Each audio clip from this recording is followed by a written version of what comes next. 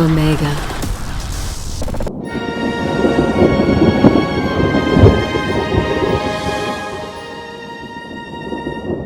Spellwork Mastery.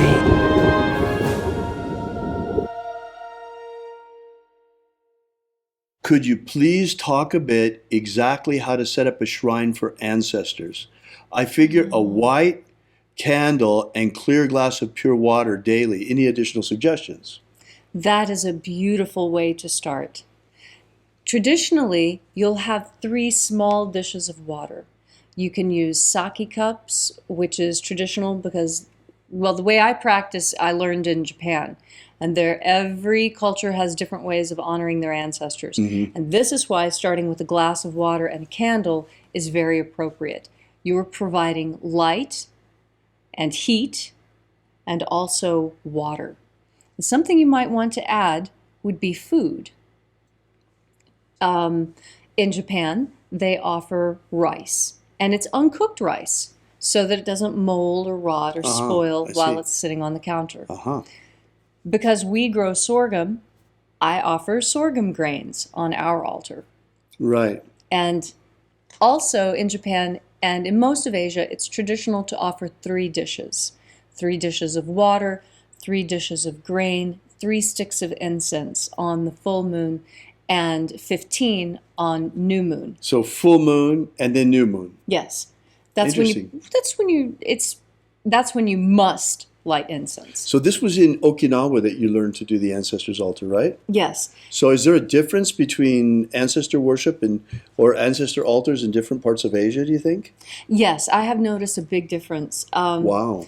In Japan, they have very Japanese cabinets, and everything is very elegant and spare. When you get into Thailand and you look at their ancestors' cabinets, things get wildly decorated, and there's lots of color and sharp edges. Many things remain the same, though. There's always the offering of water, of food, of incense, of money. Of money, huh? The presence of a crystal of some sort, whether it's a crystal orb or just quartz crystals, and usually a photograph of the deceased. Interesting. And then if the person liked to smoke, perhaps a cigarette. Yes. Now this is where we start getting into the personalization of things. Right. It is very traditional, and everyone does it, even on the most formal of Japanese altars. Grandma used to sneak a smoke every now and then, so we're going to sneak a cigarette onto the altar every now and then. In my family, we had the tradition of the hallway or the stairwell as being the place where the ancestors were venerated. And all of the pictures of all the relations and all the family always went in either the hallway or as you climbed up the stairs. And what my family would do is when you're walking up the stairs, if you happen to have something in your hand that you're drinking, well, you stop and you address one of the ancestors on the wall and you have a drink and you admire the photographs. And this is something that we would do every holiday when you go and visit the grandparents. Inevitably, as you're walking to the bathroom, right, you pass your cousin that you haven't seen in a coon's age. And so you stop and you start chatting about old times and you look at the photographs together and you reminisce and you eat whatever you're having from the potluck and have another soda. And this is how it was done in my family. It was less formalized, but it was no less important. The real importance of the ancestors' worship altar is to remind you of 3 things. First, death is a lie. Your ancestors are here with you just as surely as David is here with me now. They're just in a different energetic state and not as easily seen. The ancestors' worship altar is a place where you can go to have that constant contact. Because what you do is you open yourself up to the idea. And it's just like I was talking about at the beginning, where it is, if you don't have the word, if you don't have the idea, then consciousness cannot follow through with action.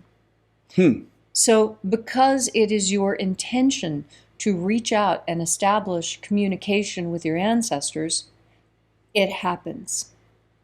Aha. When you make this connection, this is another connection between heaven and earth. Wonderful. And each time you reinforce that connection, reinforce the connection, reinforce the connection, each time you do that, you are reinforcing your ability to manipulate the energies in this realm. Wow.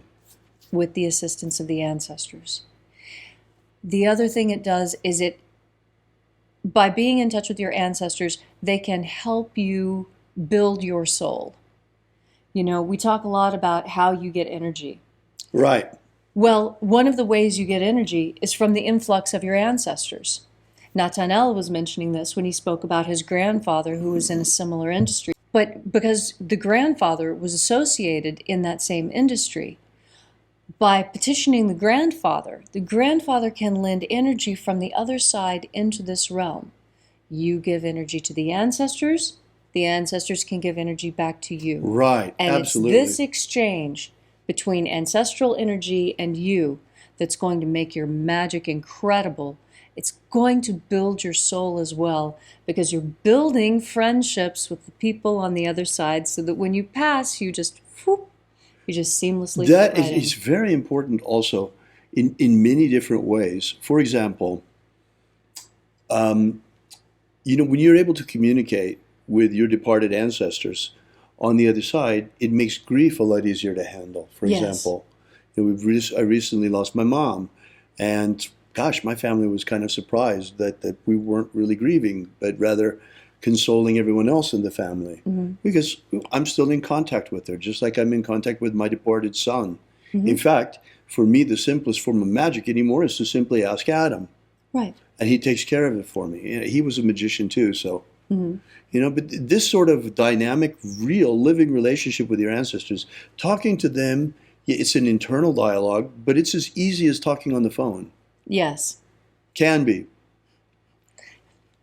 So, let's see. Thank you so much for that about the ancestors altar. It's really, really interesting. Mm-hmm. Anything else you'd like to say about that? Well, in a way there is, because I really think that for people who have never practiced ancestor veneration before, or for those who may be adopted and feel like they don't have ancestors that they can contact, I wish I had that little button. I'd push it right now. Right. I am adopted on one side of my family. And on the other side, I'm not. So I get to walk on both sides. And in fact, I have 3 sets of ancestors that I can tap into. I have my birth mother, I have my birth father, and I have my adopted father. And I can tap into my adopted father's lineage of ancestors just as easily as I can tap into the genetic line. Wow. Even though I've never met any, but I've met 3 people from my male genetic line. Wow. Only 3. And yet I have access to all of those ancestors, even though I've never met them.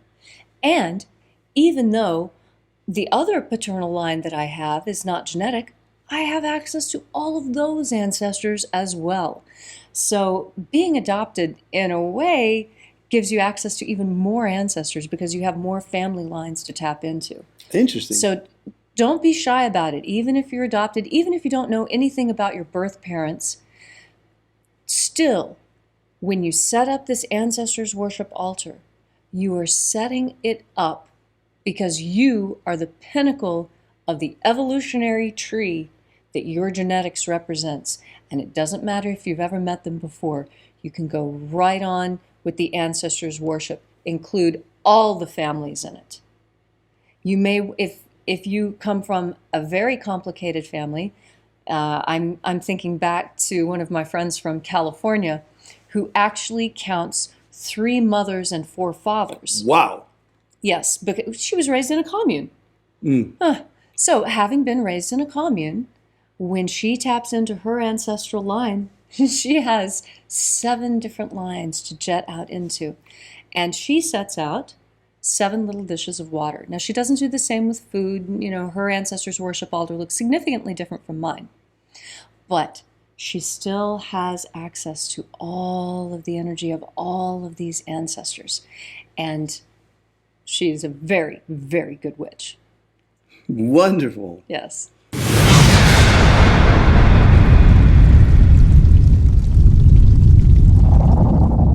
I have a number of animal skulls I found walking through the woods. Any recommendations for magical uses of them? You should yes. You should never have asked that. Oh, I adore bones. My specialty in archaeology was bones. I'm a zooarchaeologist. Oh, she's been waiting for months for somebody to ask about bones. This is so delicious. So with that said, Leslie, tell us about the time, as long as we're talking about bones. Oh, no. About the buffalo head. Oh, the buffalo head story. Tell us the buffalo head story, Leslie. The buffalo head story. Okay.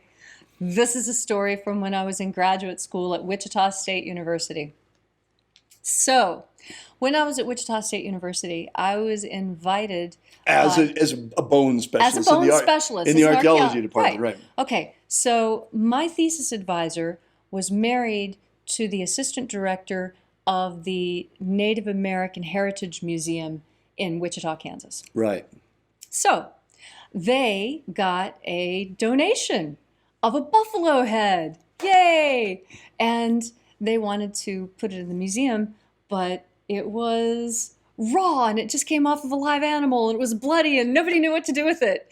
So they called me because I was the bone specialist. And I said, why, of course, I will take that buffalo head off your hands. No problem. But why don't we butcher it first to make it lighter? Because the thing was, I'm not even kidding, it was as big as him. I couldn't move it by myself. So we take the buffalo head out into the yard of the Native American Heritage Museum. And so I'm there with these 4 fellas with long black hair. And I said, all right, well, let's get to butchering. And, I reach down and I grab it and I start tearing into it. And, just like, and I look up. I'm the only one doing any work. And I was like, wait a minute. And I looked and I said, well, don't you fellas want to help me? And one of the fellas said, well, I've never butchered anything before. I wouldn't know the first thing about taking the skin off of that. I was like, fair. That's fair. And then the other 2 were like, no, looks like you've got it. We're good. We're going to go back inside. I'm like, okay, this is groovy. So I'm, right, having a great time. And I got it all skinned out, and I put the skin and the tongue and the eyeballs in one. Well, I didn't take out the eyeballs, but the tongue and, all the meat from inside of the neck. I put all that in one bag that weighed about 100 pounds. And then, then you can just carry the skull as it is. Well, now it doesn't look like a buffalo anymore because now it's been skinned out. Now it looks like a monster. Now it looks like a total monster because it's all right, with big old buffalo eyeballs and everything. I'm like, okay, well, we'll just put this in my Jeep and I'll take it back to the university. That's what I'll do. So we throw everything in my Jeep. I go back to the university. Then I stroll into my advisor's office and I say, hey, where can I put this thing? And he says, well, why don't you try the medical department? So, where they keep the cadavers. Oh, yeah. Great idea. Great idea. So I call them up. I'm like, hey, I've got this head that I'm working on. Can I bring it down and put it in one of your fume hoods? Yeah, just for, like a week or so until they're like, oh, yeah, sure, bring it down. So I'm holding the thing like... It must have weighed 100 pounds, huh? It weighed at least 100 pounds. Oh, my God. So I have the horns hooked on my elbows like this, and the thing up against my body, and I'm waddling it through the hallway like this. Headed down to the labs. I take it down to the labs and fling it up there, flip on the fume hood, turn off the light. I'll see you in a week. I take off, right? 3 days later. Oh, God. That head is starting to develop a smell. I'm like, oh, is it good? That's perfect. That's exactly what I wanted it to do. I'm like, well, aren't you going to come get it? Well, no, it's just now starting to smell. I'm like, oh, you have to come get this thing. But I don't have any place else to put it. We don't care. Okay, fine. So I go down to get it, right? And I neglected to bring any garbage bags with me. Oh. So I take it off and it kind of falls, and then you hear this kind of wet Oh, no. noise. And all the coagulated blood that was trapped in the sinus Oh, God. cavity has decomposed and gotten loose, and now just went Oh, no. all over my shoes and my jeans and the floor. Oh, God. And to my horror, out also pour at least 1 million maggots. Oh! So it's does it maggots have to and be blood. maggots. Oh! We call them white wigglies. Oh, God. So the white Wow. wigglies came out. Oh, no. And I'm just like, oh, well, that's unfortunate. And I walk out. And just left it all there. Well, I had to. I have to get this thing in my Jeep before I can come back and clean it up. I mean, what am I going to do? Set it down on the floor and clean it up so it can drip more blood and white wigglies all over the kitty? Oh, no. I take it to my Jeep. Ah, what So- horror. Sorry. So I take it to the Jeep and I leave this trail of blood and maggots all through the medical department, all down the parking lot into my Jeep. Poof, into the Jeep. I'll go back. I'm cleaning up stuff. And then there's all these medical students behind me like, you can't ever come in here again. Don't you Are ever. all archaeologists like you? Don't This you is ever. horrible. Ever set foot in here again, leaving messages like this. So I'm like, what am I going to do with this thing? Who else has a fume hood? The art department. Oh, So no. I call up, hey, I've got this head I'm working on. Can I drop it in one of your fume hoods for? Sure, come on down. Great. I hide it in a garbage bag. So I've got this enormous garbage bag, and I'm waddling. I'm looking around. I don't see anybody. Great. I throw it up there, and I take off. It's like, I'm still looking for a permanent home for this head, right? Oh, God. While you're rotting the it next down. day, because it's already developed a smell, the next day I get a call. Hey, there's a smell coming out of the anthropology laboratory. Can you do something about that? It's bothering the fine art students. I'm like, yeah, that's typical. So I go down, I'm like, okay, I can handle this. I finally found a place to put it. So I go down. The last time I have to move the head, I hope. I go down. I get the head. Again, whatever. And then blood and maggots and white wigglies. Now, Oh, no. now some of them are hatching, right? So Oh, now they're God. buzzing around me and crawling on me. The Oh, flies. no. I'm like, oh, okay, whatever. So I get the thing. Of course, my garbage bag has a hole in it. I'm dribbling blood and white wigglies all over the place. Oh, no. And so it's back out to the parking lot, back out to my Jeep, boof, back into the Jeep. Now you're not allowed in the art department anymore. But I have to clean up, right? I'm looking around for, it's not like the medical department. They've got all kinds of cleaning supplies at the medical department. Right. The art department, they've got paper towels. I'm like, oh, God. So I'm down there with the brown paper towels they have at schools. Oh, right. I'm trying to clean up all the white wigglies with this, and they're Oh, no. smooshing and dying Oh. with flies and smell. And I get it cleaned up, and I just throw it in the garbage can and I walk off, right? 4 hours later, I get another phone call. Oh, no. It's the campus police. Oh, Like, oh, God. And the question is, who cut off their finger? I didn't know it, but the sculpture department was in the same building, and they used a lot of saws and chisels and things. And they were terrified that one of the students had chopped off a limb, and so they're looking for the missing finger. Oh, no. I said, no. That was me. And they're like, oh, the archaeologist with a rotten head. Like, wait a minute. You've heard about me? Like, of course, we've been chasing you through 3 different departments. You can't have that thing on campus. Oh, no. You get that thing off campus now. Like, so, in the Jeep. Give it to the people that wanted it to begin with. No, I can't. It's not ready. I have to give this to them as clean, pristine, ready to be hung on the wall bone, Oh, right? God. So I take it to a friend's house who has a pond, and I throw it in the pond. It sinks. Fantastic. I've got this bag of buffalo hide and flesh and stuff. I just, kind of set it there. And I took off. I get a call in about a week. And they say, Leslie, we've noticed we're having a couple of issues out here at the farm. We have a lot of vultures who are very interested in whatever it is you're doing In over the there. pond. And they're all just kind of like walking around the pond. There's like 25 of them now. It's very unnerving. Do you think you can come down and do something about the vultures? What did you do? I moved the hide. I put the hide someplace else. And I pull up the buffalo head and look at it. It's half rotted. Okay, and I say, hey, I'll be back for the buffalo head in a couple of months. I'm like, okay, did you take care of the vultures? Yeah, I took care of the vultures. Okay. All right, okay. Okay. And so it was the hide that was attracting the vultures. Okay. It was the hide. It was because on the inside of buffalo's cheeks, they have it looks like little tentacles or something. And I don't know, it must be to keep their teeth clean or something, but those had swollen up and gotten all puffy, and the vultures were just like, ooh, snacks. Oh no. But eventually I got the head prepared, and we put sage in the eye sockets, and I polished it and cleaned it with hydrogen peroxide and made it all pristine and museum-like, and it's still hanging there today as far as I know. Oh, really? Oh, yes. Goodness.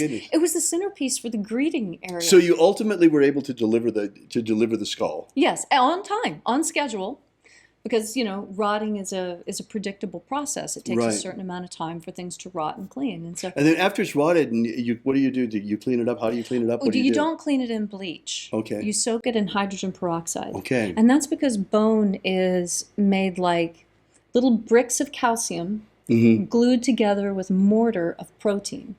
And it's the protein that smells bad when bones decompose, that and the marrow inside. And so you allow it to rot best in a wet environment because fat floats. And so as the fat is decomposing, it leaks out of the pores in the bones and rises up to the top. And so you don't have any of the bone fat marrow inside the bone. Then, after you've soaked it in the water and gotten all the fat out of it, and you'll know, it's obvious, then you soak it in hydrogen peroxide, and that's what kills all the bacteria and gives that nice, bright white color to the bone. Right. Then there's a further processing. If you're going to be using the bones in an archaeological laboratory, you don't really want bright, white, pristine bone, because that's not how we find it in the field. So after it's been cleaned, then you pack it in soil, usually the native soil that you plan to be excavating. So in Kansas and Nebraska, we use that nice, dark, rich loam. Right. And in areas like West Virginia, we would use the red clay soil. And then it gives the proper look to the bone so that it matches the archaeological samples, and it brings out certain features of the bone and makes it easier to identify. Well, thank you, Leslie. That's so interesting. And now, who was that again who asked that question? Remember, I told you, never ask her a question about bones again. Have you ever wanted to gain real magical abilities so you can become the master of your destiny? Do you wish you could get the ancient secret key for free so you can build the life of your dreams? If you've wanted more out of life, to become all that you can be, physically, romantically, financially, spiritually, then you need to take action and get this right now. That's right, and for free, but it won't be available for much longer. So go right now to thescienceofmiracles.com and get started. Achieve the prosperous life you want for yourself. Gain ultimate life mastery. The Illuminati have cast a powerful spell on the peoples of the earth, and while many still sleepwalk like zombies in a trance, they have prepared everything nearly to enslave humanity under a new world empire. Of our hearts, the power of our magic, and the strength of our numbers, we still can break the spell put on our people. We're just a ragtag bunch of magicians armed only with the power of our prayer and the power of our faith and the power of our magic. But whether you be Christian, Jew, Wiccan, pagan, magician, shamanic practitioner, or any other stripe of spiritual warrior of humanity against this evil falls to us. So we, who now, to stand with us against the rising darkness, because you and others like you're our only hope.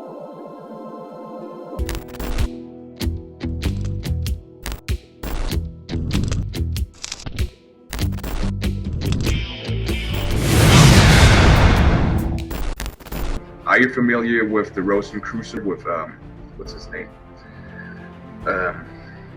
He's popular in the States. He's the president or the from the Golden Dawn. What's his name? Oh, David Griffin. David Griffin. Have David Griffin. I saw an email yesterday that he sent out about, there's a magical war going on. Demons of the infernal realm. All of them. There is really a magical war going on. There is a guy called David Griffin who is heading all these magicians. David Griffin is S.L. McGregor Mather's present successor. David Griffin. David Griffin. David Griffin. David Griffin. I'm Golden Dawn Imperator David Griffin. David Griffin. David Griffin. David Griffin. Now, David Griffin. You know, there's a magical war going on. So there is really a magical war going on.